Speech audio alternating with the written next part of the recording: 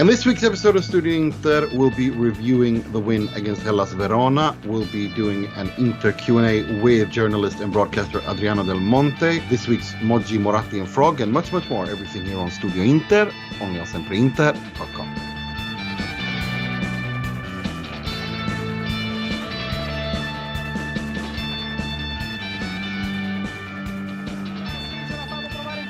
Arriva il cross Darmian per Correa!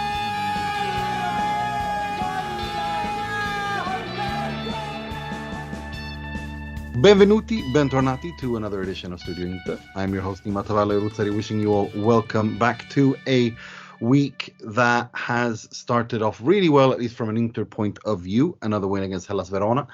But before we go into the end of the Mercato without being stressed, thanks to Beppe Marotta. But before we get to all of that, let me introduce my panelists, starting with the SempreInter.com preview writer, Mr. Mohamed Nassar. How are you doing over there in Egypt? I'm doing extremely well, very positive, very happy, and can't wait to get into this podcast. So yes, you're absolutely right to be positive, because things are very positive right now in the world of Inter. And we're also joined by our good friend from Canada. He's a producer over in TSN, and our own refereeing expert, Mr. Michael Gallo. Hello, everybody. A lot's happened since our last podcast in just a week ago. I can't believe all the great news for Inter. So that's I'm really excited and excited to be back on with you guys. Well, we do know, and we always say on this podcast, or I always say on this podcast, that the concept of time is very relative, and one, in Inter years, and 1 year in human years is the equivalent of 15 Inter years. Time goes quicker at Inter. And we're also joined by the SempreInter.com feature writer. He writes a column every week called 5 Things We Learned from Inter This Week. Welcome back, Mr. JakeSmalley. Thank you very much for having me. May I just point out as well, the club have just tweeted out there's going to be an announcement at 11 o'clock Italian time. So no, that's the Joaquin Correa announcement video. Again, this club getting excited. There's me getting excited about a last minute. No, nothing. No. It's this club just does things differently. They do the announcement video 3 days after they announce players. When he's already scored 2 goals. Yeah, when he's already scored and made a debut. It's just Inter. So are his goals going to be in the debut video then? Who knows? Anyway, we are joined by an Italian-Australian broadcaster. He works as a presenter and broadcaster. He's worked for Sony Sports India, Optus Sport, BeinSports, and Super Sport TV, making his Studio Inter debut. Good friend of mine. Thank you very much for joining us, Mr. Adriano Del Monte. Ciao, Nima. Great to be with you, and looking forward to discussing a positive start again to another season. Well, I know you've DM'd me that you do find me, you don't like when I'm annoyed with Inter, and my sarcastic takes do make you laugh. We have spoken about that. But I mean, to be honest with you, it has been such a weird summer for Inter. But they seem to have, I mean, all things considered, they've kind of managed to tie everything together. They have replaced Hakimi and Lukaku. They have replaced Antonio Conte. You can argue that maybe they've replaced all of these players with players that are less proven and in terms of what they've done. But at least all players are players that are, or all actors involved are people who are going upwards in their careers and haven't really peaked yet. I mean, what do you make of this entire summer? I mean, should Inter fans be a little bit disappointed? Where are you with this? Because it's making me feel a bit, schizophrenic, to be honest. Look, firstly, yes, I love the sarcastic tweets. That's my favorite, so keep them coming each and every week. I love them. But look, I think it's a weird time for Serie A in general. Obviously, most recently, the high-profile departure of Ronaldo from Juventus, which we knew was coming. Some notable changes at other clubs, particularly on the managerial front, and well, for Inter Milan, it's certainly no different. What I like about the squad, before we get to what's taken place over the summer, but the core of the squad is still there, and particularly defensively, that you've got the 3 key players in the heart of defence there that you can certainly rely on to build around under a new manager in a similar system. And I feel that defensively, starting from the back, this is an Inter team that well, perhaps some suggesting weren't the favourites coming in, but certainly look as stable and as ready as anyone has been to defend their crown. So I was very positive about Inter Milan after the summer and after the dealings that have been made. But look, quite clearly the departures of Conte and Lukaku, they're not surprising. Very disappointing from a Serie A perspective to lose, firstly, Conte, and then, of course, Lukaku, who...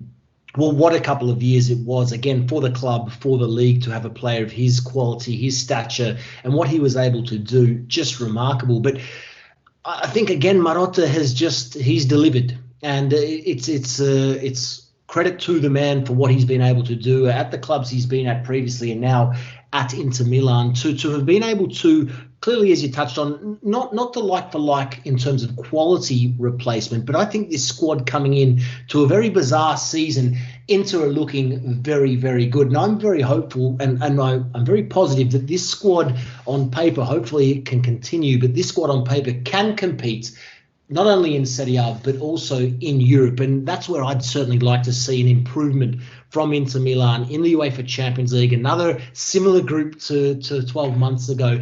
Can they build on that? I'm baffled by the fact that the group is exactly the same bar one, but can they grow on that with this squad? I've got a lot of positivity and hope that they can. And from a Serie A perspective, look, it's another season. They're coming in as defending champions, but I do feel, given the amount of change in the league, this really presents an opportunity for Inter to perhaps commence a semi-rebuild without changing too much and still maintaining their position at top of the table. I thought it was Groundhog Day when I was watching the Champions League draw. It always is. I mean, it felt really weird. And I do want to get your thoughts on that as well on the group stage, but we're going to discuss that. But I'll hand you over to Mo because I know you've got a question for Adriano. I just wanted to ask you, we're talking about the net influx and outflow of talent into the Serie A.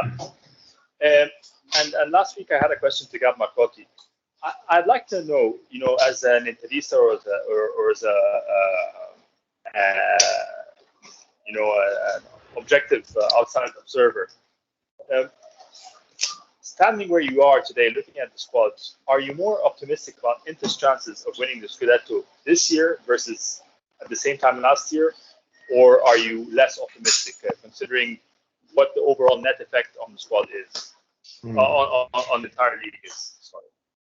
Yeah, it's a very good question, and we are obviously very early on in the season, probably not enough to make a fair assessment of where it's at. But as I previously said, I really feel that this squad is stable. Yes, losing its best player, but I feel that the replacements that have come in, I really like the look and feel of this squad. I like the fact that already, 7 goals, 6 different goal scorers. They're not so reliant on, not that Lukaku was the only figure last season, but we know Antonio Conte, we know Conte's system, and as good as he is, it was really, this is the way we are playing and this is the way we will succeed. I feel perhaps perhaps without that key man up top, that one key man up top, that we will see Lautaro, Correa, as we've already seen, and Sanchez hopefully when he gets back in, Dzeko, and across the midfield as well, we will see a number of players contribute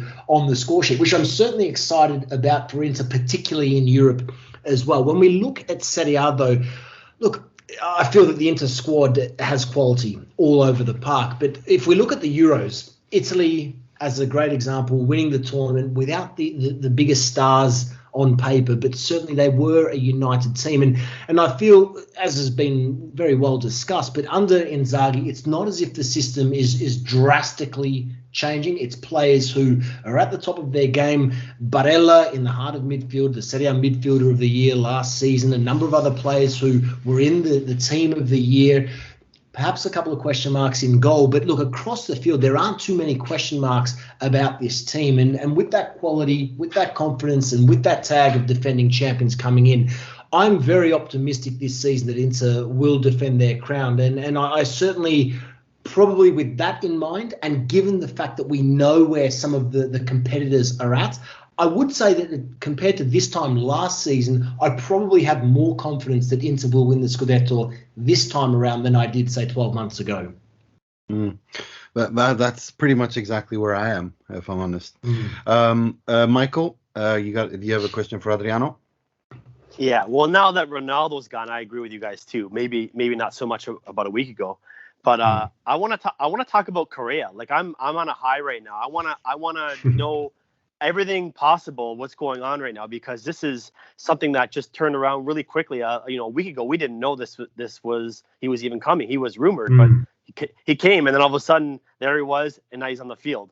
So I'm just going to read a couple statistics over because I'm really excited when I talk about them first, and then I'll get into my questions. So Correa he scored in his debut for Inter on his 6th touch, first player to debut with a brace since Pazzini, and one of only 2 Argentinians to debut with a goal since Walter Samuel was the last one. So he's got a lot of nice pizzazz going on right now about him. So my questions are this.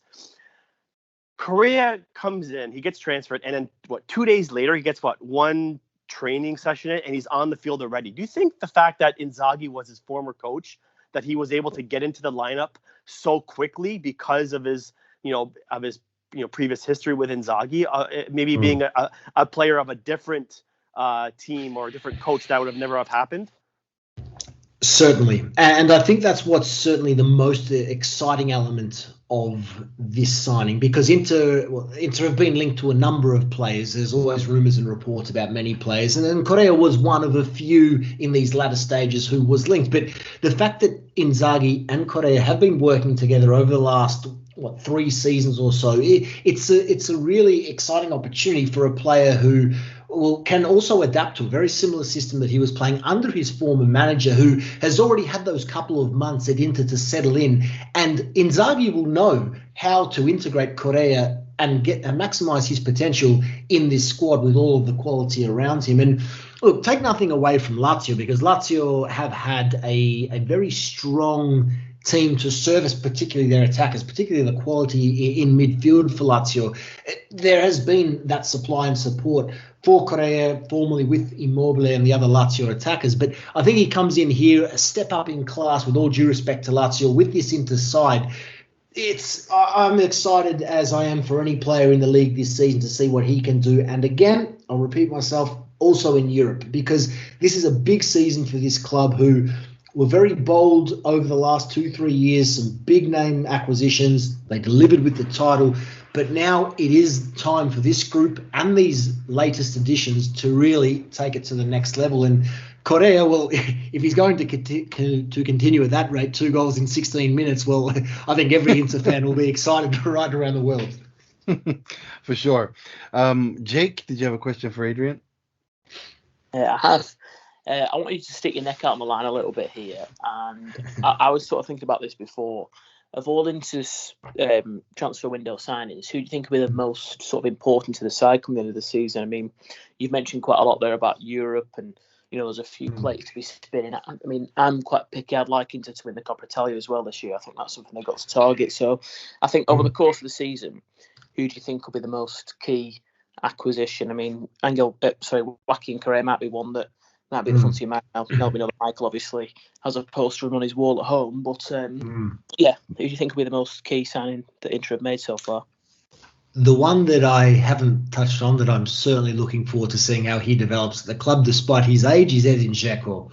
I've been a big admirer of Dzeko, obviously formerly with Roma and previously in his career. And look, he is that figure up top, the number 9 up top, who will be that key figure that Lukaku was, in a different role, in a different capacity. And I'm not expecting Edin Dzeko to play every game, every Serie A, every Champions League game, 3 games a week. But in the matches that count, he certainly stood up for Roma in key fixtures, in key Champions League fixtures. He scored some wonderful goals. I remember an incredible brace he scored against Chelsea away from home for Roma in a 3-3 draw. He really has had that ability consistently, domestically and in Europe, to deliver on the biggest stage. Now, yes, getting on in age, quite clearly this is a player who, 35 years of age, 1-2 seasons at max at Inter Milan. But I feel with Lautaro, with Correa, with the others coming through, this is a player that can really lead the line up top, provide the support to those supporting strikers. And if he can fire and play his best football under Simone Inzaghi, which is also another really interesting element, the Lazio coach and the former Roma captain combining together at Inter, I think that it could go a long way to success across the board, maybe even the Coppa Italia as well for Inter this season. Yeah, I mean, let's talk about that Champions League group, because my reaction to that was, yes, Real Madrid have signed David Alaba on a free transfer, but other than that, they've not spent anything. And in my opinion, they're a year older, and they're not, they still haven't, spent anything, and they still haven't improved since the post Ronaldo Galactico 4 or 5 Champions Leagues in 5 years. To me, then I look at Inter, who I think maybe aren't better in terms of individual players than Real Madrid, but they're certainly not that far off. And as a team, I mean, I have the utmost respect for Carletto, but I look at that group and I say, not only do I expect Inter to go through, I expect Inter to win that group. And I mean, if you base that, well, are you crazy? Inter haven't even qualified from the group stage.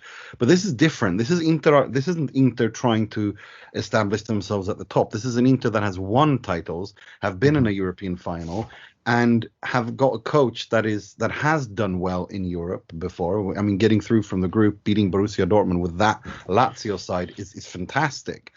I mean, do you think I'm being a bit overconfident here, Adrian, or do you think that that's where Inter should be? Inter should win this group. No, I'm with you 100%. Inter win this group. There's no second place in this. This is the moment. This is the season for Inter to put those group stage exits to bed and make their mark in European football. Get back into the knockout stages of the UEFA Champions League. And I agree with absolutely everything you've said. Full respect to Real Madrid, of course, and full respect to Carlo Ancelotti, of course, as well. But this is not a Real Madrid side at the top of their game. This is not a Real Madrid team that would have appointed Carlo Ancelotti if they were half serious about winning a UEFA Champions League this season. It's a difficult time for all. And Inter Milan coming into this group with obviously the newcomers in Sheriff, Shakhtar, who I was at that game, match day 6, I was working at last season on the coldest night I can ever remember in Milan, but it was that 0-0 where Inter had something like 20 shots. It was all one-way traffic and just could not find a way through, and ultimately that 0-0 sent Inter out of European football completely. So they 0-1 to Shakhtar. Real Madrid, look, again, always difficult, particularly going to Spain, but match day 1, Inter Real, San Siro. I'm after 3 points and very confident they can do that based off their early season form. So, look, I'll be very disappointed if Inter don't win the Champions League group, but obviously beyond that, it's anyone's guess, because we know that there are many quality teams who go through first or second, and we'll see what happens at that point. But this is certainly the moment. Simone Inzaghi has had Champions League experience. He has taken care of some big clubs previously, Dortmund, as you mentioned. Quality team, quality manager. It's time to shine in Europe. Couldn't agree more. Before we let you go, do you? I know you work for so many outlets and you do so much work. Is there anything you've got coming up and that you want to plug? The floor is yours. And also, if people want to follow you on Twitter, what's your handle? Yeah, absolutely. At Adrian Del Monte, drop the O. That's where I am at on Twitter and Instagram, most active there. And look, in terms of what's coming up, it's a very strange time at the moment because the rules have just changed in Italy where you need to be fully vaccinated to enter stadiums. So literally today, I've just completed my second vaccination. So I'll be back in the stadiums very soon. Serie A, big matches coming up, plenty of Champions League to come. And yeah, keeping busy working for broadcasters across 5 or 6 different major English language markets, from Australia, where I'm from, to the US, India, Africa, Asia, the Middle East, and more. So just keeping busy, doing my thing, enjoying the action after a bit of a break after a very busy Euros, but certainly looking forward to watching what should be a very competitive Serie A season. But Inter, for me, certainly the favourites at this point. Before we let you go, speaking on that point, I want you to give us your predictions. The top 6, Capocannoniere, Coppa Italia winner, and Supercoppa. Go. I want to start with the Capocannoniere because even before the departure of Lukaku and Ronaldo, I tipped Ciro Immobile to win. I just feel that in the Sarri system, Immobile has the ability to score again 30-plus goals. So now with them both gone, I think Immobile certainly remains my favourite. In terms of a top 6, I think Inter have enough to do it. I think it will be Inter from Juventus. I think they can respond and improve from Atalanta, and Roma in fourth, Milan, Lazio 5-6. I think Napoli will be 7 at this point. So Inter for the title, couple Canonieri, Immobile. Were there any others I missed? Yeah, Coppa Italia and Supercoppa. How do you think I'll go? Well, we've got to give them both to Inter. I think it will be the domestic treble this season for Inter. But most importantly, I want that Champions League group win. So let's tick that one off, and I think the rest can certainly follow. I like that. I would say if Mo, we call him Mr. Positivity. I'd say if he's like like hacked your account or something, because there's a lot of positivity going on here. But thank you very much for coming on. Thank you so much for coming on, Adrian. Really appreciate it. Guys, my absolute pleasure. Keep up the great work, and happy to join you again anytime. Always welcome. Take care, Adrian. Ciao. Thanks, guys. Right, let's pick up on that Champions League group, because I think that's a very good place to start. I wanna ask you guys what you think, because I've already said what I think. I said it on Twitter as well, and everyone was, oh, you think Real Madrid, are crap? I'm like, absolutely not. But I do think that Inter are a better team. And I do I do rate Simone Inzaghi highly. This is the third transfer window in a row where Real Madrid have not spent a single euro when signing players. And I love Luka Modric, I love Toni Kroos, but they're not getting younger. And they're not, they can raise themselves for every, for the Champions League games. But I just don't think that this is not the same Inter. Look, something happened after Christmas last year and the new year when Antonio Conte changed everything and it started clicking, and Inter went on this incredible run, mopping the floor with every team. It wasn't just tactical. It was also psychological and mental. This is a different team. This is a different group of players from 12 months ago. And even if Christian Eriksen, due to his medical emergency, and Lukaku and Hakimi and Conte are gone, I look at that team and I look at Simone Inzaghi, who I've followed for 5 years. The mentality and the approach and professionalism have not changed. The tactics have changed, but the professionalism of that dressing room and the ability to get the best out of the players you have at your disposal, that has not changed. It's just different. And I look at that midfield and I see Sensi finally being coached by someone who isn't running him into the ground. He looks happy. I see Barella and Brozovic looking better than ever before. I got to say, I'm really confident. I really feel that Inter should take 6 points against Shakhtar, 6 points against Sheriff, and 4 points against Real Madrid. And I think that's where I am. I mean, am I being overly confident, Mo, or where are you? Yeah, I think we're gonna finish second. Okay. I think European pedigree is not something that you can just switch on off. I think Milan rode it for quite a while, despite them being an awful team. So I think Inter are still a couple of seasons away from winning a group. I still think we're gonna qualify out of the group, and I think that we might even make a strong, daring Atalanta-esque or Roma-esque run deep into the competition. Because, like you say, it's a different Inter, so on and so forth. But I think just at the group stage at this point in time, in my opinion, I think Real are just going to be a little bit more, especially because of their reliance on these seasoned veterans who know what to do to take points, on a rainy night, on a rainy Tuesday night in Stoke. They know what to do to make sure that they get the 3 points. So I have a feeling we're going to lose in Madrid, draw in Milan on opening day, and 6 points. Everyone collects 6 points against both Sheriff and Shakhtar, and the difference will be that match at Madrid. But I think overall it'll be a very stark improvement on. I agree with you in that. I think it's going to be a big step in the right direction compared to our few seasons, our 3 or 4 seasons in Europe the last few years. But I think we're still just a couple of steps behind, really being able to dominate a group that includes someone as experienced as Real Madrid. That's a fair point. What about you, Mike? I mean, where are you with me? Are you with me and Adrian, or are you with Mr. Positivity, who apparently isn't so positive anymore? Switched roles. Come on, guys. You know we're going to Moldova and we're gonna tie Sheriff. Come on, let's be real. Come on. It's gonna be like Apoel Beersheva again, back in the day, right? No, I mean, like, look, we should get 6 points to get them, but I'm not gonna be too optimistic. We're gonna get all 6 points against them in Shakhtar. Look at Shakhtar. We couldn't even score a goal against Shakhtar last year. And we would 2-0 draws, especially in the match day 6 when we had to win that game and we didn't. So it's like I'm not going to be too optimistic just because of what happened the last couple of years in Champions League and knowing how good of a squad we had last year and not being able to get out of that group, not even being able to finish third. I look at Real Madrid's squad, and yeah, I mean, they're definitely not as good as they used to be. We all know that, but they still have some world-class players like Benzema, Casemiro, Bale, Isco, Courtois.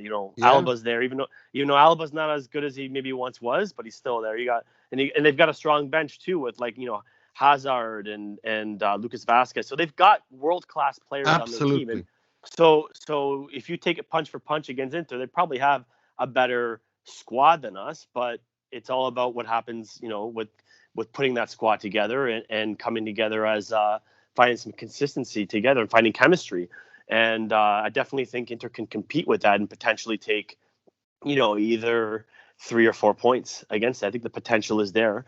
And I think the importance is if we can match what Real Madrid does against us, so whether it be two draws or a win for each team, it's going to come down to who's going to drop points against Shakhtar or Sheriff. And we know last year, I believe Shakhtar beat Real Madrid, last year.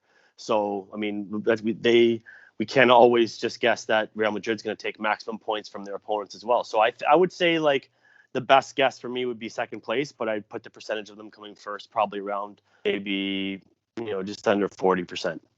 Okay. Jake, what about you? What do you think? Do you think Inter? Well, I mean, where are you? Are you with the guy? Are you with you're the tiebreaker. Me and Adrian are thinking Inter should win the group. Mike and Mo are saying that no, we will finish second. So you're the tiebreaker. I think it's a really strange situation to be in because we discussed a few things last week, and you said to me that I'm quite negative, and I agree with that. I'm optimistic, but do you know what? I'm going to go the opposite side here. I'm a bit shocked by Mo, to be honest with you. I feel a bit disappointed that after your question, I was waiting for a big, Inter going to win the Champions League this season. They're going to win the league, but no, I'm going to be really positive. I saw the draw, and I thought last season a bit more nous would have seen Inter beat Real Madrid, and like you've said, Real Madrid another year older. Some of these players just sort of get a bit past it. There's not really much in that squad that sort of strikes fear in me, to be honest with you. I think Inter are definitely stronger than what they were 12 months ago. And I think they owe Shakhtar Donetsk a favour, to be honest, as well. I think, the way they behaved last season at San Siro, celebrating that scummy draw that they played out, that'll be into players' minds. They'll want to sort of reap revenge for that. And Sheriff are just there to make up the numbers, really, aren't they? No disrespect. I really think that it's time for Inter to kick on now. And I think Inzaghi's got the experience of doing it before last year, when it was probably a little bit more unlikely that he had a squad. It's not as strong as the one that is at his disposal at the moment. So I'm going to go for positivity. I really think that they'll push on this year. This is the year for Inter to stake a claim in Europe. They'll definitely reach knockout stages. And I'm really confident they can win the group this season. I think a lot does hinge on that first game. I think if they can beat Real Madrid, that can be a real sort of key moment. It can almost be the launch pad for a really strong campaign. So that's really important. But no, I'm definitely going to go with positivity this time. I think they can win the group without a doubt. And I definitely think they'll qualify this time. And that's a big monkey off their back as well. And, we can't underestimate that importance in bringing Inter back to the top table. They've shown that they can compete in the league now. They've won things, like you said as well. They've competed in a European final. So I think it's a big moment for the club, and I think they're going to take that leap. No, for me, it's like, I think that in terms of individual players, I agree with what Mike said. I think Real Madrid are, player for player better than Inter. But I look at how as a team, and I honestly think that Simone Inzaghi is a modern coach, and he has a group of players that are really perfectly suited to how he wants to play and react to him, as we've seen so far. Even when Inter don't play well, the players seem to react to him, and that's that I think Inter are a better team as a team than Real Madrid are. And as for Shakhtar, Inter have played Shakhtar for 4 times in the past 2 years. Inter know Shakhtar Donetsk. This isn't one of those an exotic team from the east. No, Inter know Shakhtar Donetsk. They know them inside out. They know De Zerbi inside out. That's something, and he knows them. So I don't think this is going to be one of those. They're not going to walk on a landmine here like they did with Conte during last fall, which was really, really dark for Inter. And I mean, everything around Inter was much more darker. I'm much more optimistic going into this season than I was last season, for sure. But yeah, I mean, we'll have to wait and see. It's the international break now, so we'll definitely be previewing those games when it's time for them. Let's move on to the match against Hellas Verona, which I thought was a strange game, and it was one of those games where that were really important. I want to hear what you guys think about this. For me, it's been like I look at it like this. This is why I wanted Gallo Belotti, because Joaquin Correa is probably technically, in terms of technical skill and ability, if not the best player in the Serie A, certainly top 3 or top 5. There's no discussion there. He's absolutely fantastic. But the problem has been his ability to turn that into concrete goals and assists. If he can, I mean, this was the perfect and ideal start. If he can do that at Inter and score these important goals, and if Lautaro Martinez can become more efficient and prolific, then I don't think it matters that they sold Lukaku and Hakimi, because they'll just spread out the goals amongst themselves. But then another aspect is Çalhanoğlu. I thought, this has been his big problem at Milan. Brilliant one game, anonymous in another, the continuity factor. But it doesn't matter, because you have players that can come out and replace him, like Arturo Vidal, we got to talk about Arturo Vidal. This is the best I have seen Arturo Vidal since his last season at Bayern Munich. He was awful in Barcelona throughout his entire tenure there. I watched pretty much every game he played. But I haven't seen him like this in years. He looks completely up for it. He looks fit. He looks physically fit. He looks mentally. He's hungry, which is really impressive. And I don't think, if he continues to perform like this in training and in games, I wonder if Hakan Çalhanoğlu might have to look behind from his shoulders, thinking how far off is this guy from taking my place? Because again, he came on and was instrumental in Inter winning that game against Hellas Verona. Mo, I want to hear what you think. I mean, what are your thoughts on what I'm saying here? Vidal and also Correa, and what is your takeaway from the Hellas Verona game? Yeah, so I regarding Correa and Belotti, that comparison in particular, I don't think I was as keen on Belotti as I was on Correa. And it's purely subjective. It wasn't based on numbers or deep analysis of the player movement or whatnot.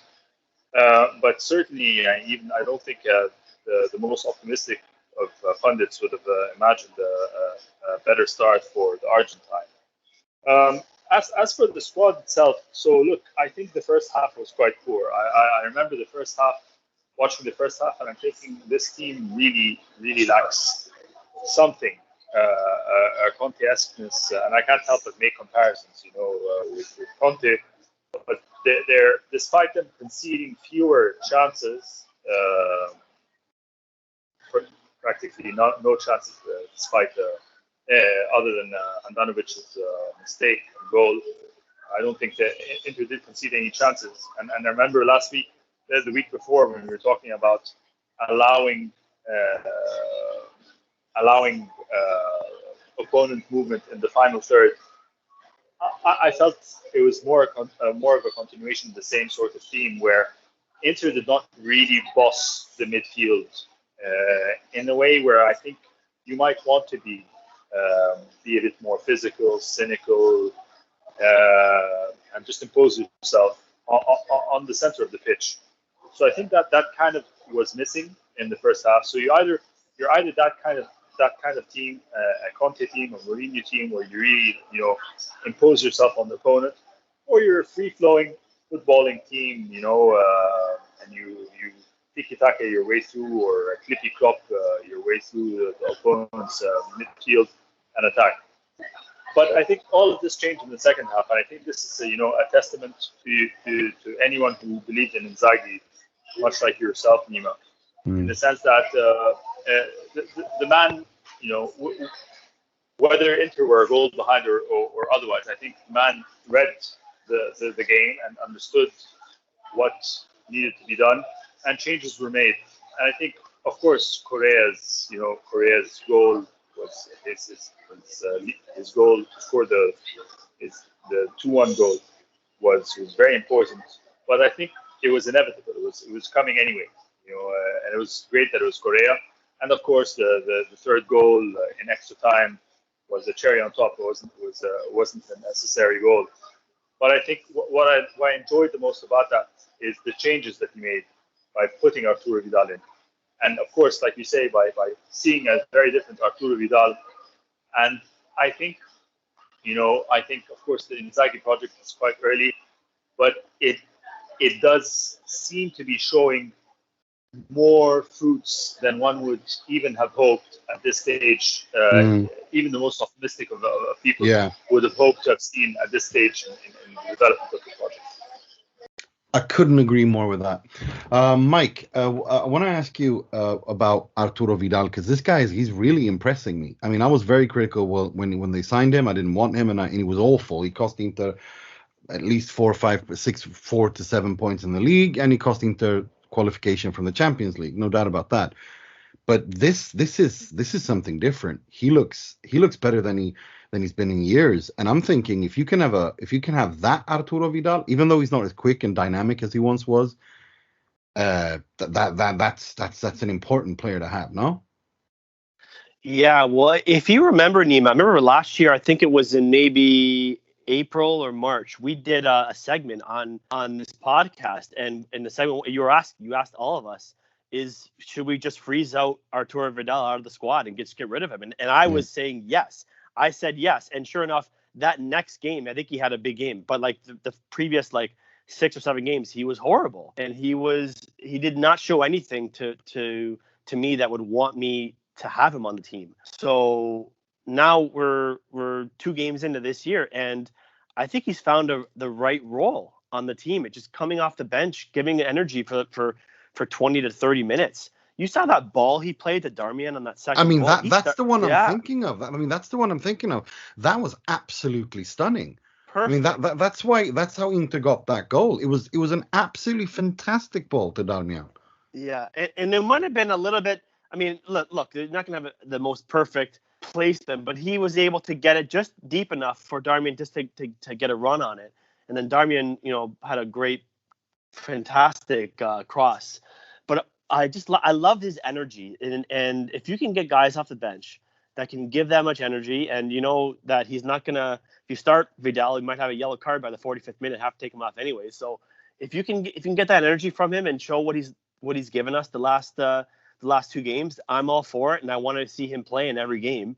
Maybe not the 60 to 70 minutes he was sometimes playing in the past, but off the bench. And as long as he can accept that role with us, let's go. I'm ready, and sign me up, and I'm ready for it. I know it's different than what I said last year, but we're definitely seeing a different Vidal right now than we saw last year. Oh, absolutely. I mean, I was very critical of him. I'm not hiding behind that at all. He drove me crazy. I thought it was a bad signing. I thought he was way past his peak.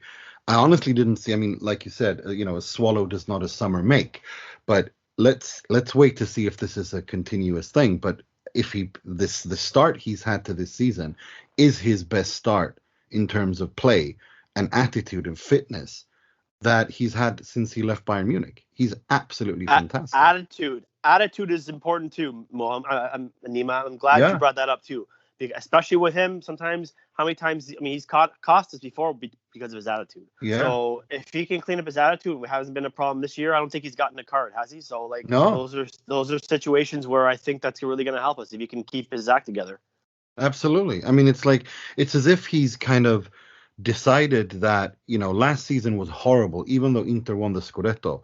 He was very marginalized because of injuries, and also because of his he was just off. This year he's really had a proper preseason. He looked really well up for it. And his attitude, he's so disciplined. It's like when he was at his best, when he was at his best under Conte in terms of attitude, not speed and tenacity and dynamism, because that's, you don't get once you lose it past 30, it's impossible to get it back. But no, I'm really impressed. Jake, what impressed you the most with the Hellas Verona game? You penned a column raising all of these issues, in Dzeko's experience, Federico Di Marco and Ivan Perisic. I want to touch a little bit on that, and if people wondering why we haven't spoken about Samir Handanovic yet, it's because there's nothing more to talk about. I mean, we all see it. We all see the issue. We all know what the problem is. He's a liability. Inter won the Scudetto despite him, and if they're going to win anything this year, it's going to be despite him. It's that simple. I mean, I can't. He had a spell of 5-6 games last season where he was fantastic, and then he kind of receded back to the mean, to what his level is right now. So there's no point in beating that dead horse, and that's why I think it's pointless to talk about. But I do wanted to pick up on what you wrote in your column about the Di Marco Perisic, because you said you want Di Marco to start playing now, because you wanted Perisic to be replaced. I want to hear you explain a little bit more for the listeners. Well, just picking up on what's just been mentioned, I think one thing that irks me a little bit about the Antonio Conte era is, after that first season that he was manager, there was a lot of recruitment of experienced players. And then as last season sort of wore on, players like Vidal, players like Kolarov, for example, were just sort of shunned and cast aside because they weren't good enough. They weren't stepping up to the plate, probably quite rightly so. But one thing that might happen more so throughout this year and under Inzaghi is that those fringe players, the squad might be utilised a little bit better. So I wrote a number of times about Romelu Lukaku last season, and obviously, we know how well he did. But we were playing him for 90 minutes every single game. And I was really sort of concerned that, maybe he might get injured. If he gets injured, there's a big problem. But I think with Inzaghi, we saw it a little bit when he was at Lazio. He wasn't afraid to take players off. He was happy to rotate. And I think now, with Vidal sort of emerging a little bit as well, we might see sort of bit more rotation being used. And I quite like that. I think, given the fact that Inter will want to challenge in more than one competition this season, I'm not saying to win the Champions League, but they do need to get to the stage and move on, don't they? To show progress. So I'd like to see them use the squad a little bit more. And I think, targeting back what you just said and what you've asked me about Di Marco and Perisic, I think part of it for me is look to the future. I didn't think Federico Di Marco, being totally honest with you, 12, 18 months, maybe 2 years ago, would ever make it into Milan. I didn't think he'd ever be in a position where he'd be good enough to play week in, week out for Inter Milan. But I've been watching him quite closely because I've done other bits of writing about Hellas Verona, so I do watch them quite closely. And I thought he was absolutely magnificent last season. And I thought, I wonder what the terms are on that deal. Are Inter going to get him back? Will they need to buy him back? Did a bit of research. I thought, no, there's a really good chance for him to push on. And I think Perisic is old news now. I think we've seen the best of Ivan Perisic. I think he did come in last season, post-Christmas, and play some really good stuff. But even towards the back end of last year, he got a little bit sloppy and a little bit lazy. And I just think in terms of the last sort of 5 years or so that he's been at Inter, he's been nothing but a constant frustration. He's caused issues, given Icardi game, whether that's his fault or not. We won't go into that because we could talk about that for hours. But I think it's time for him to sort of step aside and give Di Marco a chance. I think he's really hungry, given the fact he's an Inter fan as well. The fans like that story, don't they? He's got this sort of creativity about him as well that could really complement Dumfries well. They're both traditional wing backs, but I think Di Marco can defend a little bit too. I think he can be from set pieces also. I think he's got a really good cross. And if you're playing Edin Dzeko in the penalty area as a number 9, he will love playing with Federico Di Marco. So I think it's time for him to have a chance. Give him 4 or 5 games, see what it's like.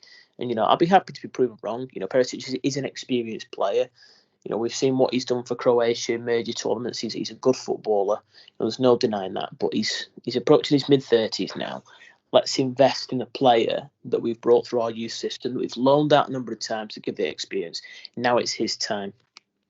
Agreed 100%. I mean, anyone who follows me on social media knows I've been banging on the Di Marco drum for 2 years now because of I think he's good enough. I think he's young, like for all the reasons you mentioned, and he's from Milan, and we haven't really had a quality player born and raised in Milan who grew up supporting Inter since pretty much, I think Beppe Bergomi was the last time. I'll ask Fulvio next time he's on, because there's no doubt in my mind that he knows these things.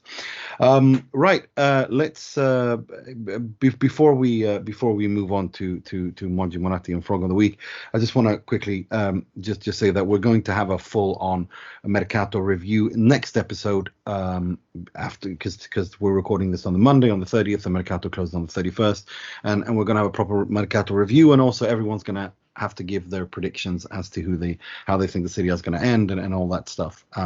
We always want to wait until after the Mercato closes, because I think a lot of things can happen. And I think I'm not entirely prepared to exclude the return of a certain Wanda and Mauro to Serie A, but this time with Juve. I'm not. This isn't me reporting anything. It's just a gut feeling I have. I think we will see them return to Italy and Juve sooner than people might think, and that will spice things up a lot, to say the least. Inter fans will absolutely enjoy playing Juve when Icardi is there. Right, let's move on to the part of the show where we pay tribute, rip the piss out of, and criticize someone or something heavily in the world of football, starting with the positivity, which will be presented by Mr. Positivity himself, Mr. Mohamed Nassar. He works a lot, he's intelligent, and he surprises people sometimes with his ideas. Not easy to find one person of this qualities. I keep on struggling to find ways not to select Beppe Marotta as the Moratti. Honestly, it's been incredible. The business this season has been incredible. However, I have managed to temper my Marottisms and my Marotophilia, and I've decided to go with a very obvious choice of Joaquin Correa as this week's Moratti. It's a Cinderella fairy tale debut. Not only, scoring a brace on your debut is definitely something that is amazing, but these two goals being the winner and the seal the deal goals, and in the fashion that he did score them, and then the social media posts. We spoke about the bromance between Lukaku and Lautaro last year, the Lula love. But this year, the Tango Argentino posts and comments between Lautaro and Correa, I think it's the start of something very special. And it's got to be El Tucu. I don't know what a Tucu is. Maybe a Tucun. I don't know. But, I have no idea. No idea either. El Tucu is my Moratti of the week. That's that. Absolutely. Good choice. Let's move on to something much more comical. This week's Frog, which will be presented by Mr. Michael Gallo. È clamoroso! Autogol di Ranocchia! Well, our Frog of the week is a familiar player that once played for Inter Milan back all the way from 2007 till 2010. And if you can figure out those years, you know who I'm talking about. It's Mario Balotelli. So Mario Balotelli now plays for a Turkish team called Adana Demirspor. Okay, he's played a few matches already this year. So playing in their game on the weekend, he was subbed off in the 59th minute. He comes back to the bench and he starts yelling and screaming, and he looks like he's in some kind of in turmoil, just so mad about probably being subbed off. So he gets so mad that he actually punches his own teammates in disgust. I don't know who his teammate is, but he's trying to just console him, just he looks like he's really scared, and then Balo just punches him. And I don't know if he did it on purpose or did it by accident, but he was so pissed off. He punched his teammate, and I don't know why. I mean, we know Balotelli's got a screw loose in his head, and and that's what we've known to him. What he's done over the years, so many crazy things on the field, off the field, and punching your own teammate, probably not the best idea, not the best thing to do. I don't know if there's going to be any type of discipline with this. I doubt it, because it wasn't like he cracked him in the head. He just hit him in the shoulder. But still, like, Paolo, get a grip on it. I know you're upset. You started the game. You played 59 minutes. Take it easy. Don't punch your teammates, and everything will be okay. I saw that clip, and that is a frog, if there ever was one, for sure. I think everyone just look at it, look for it. It's all over social media. It's absolutely hilarious. Right, let's move on to something much more negative. This week's frog, which will be presented by Mr. JakeSmalley.